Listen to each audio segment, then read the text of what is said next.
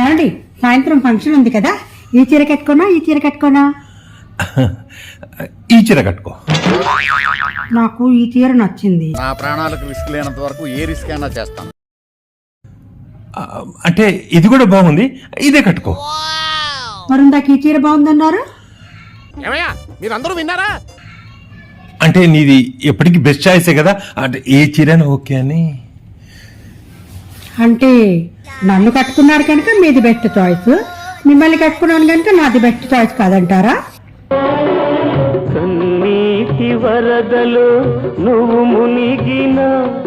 అంటే నీ చాయిస్ అన్ని బెస్టే ఉంటాయి, అందు గురించి ఆ విధంగా అన్నా అనమాట. అంటే ఏ చీర కట్టుకున్నా బెస్ట్ చాయిసే కదా అది.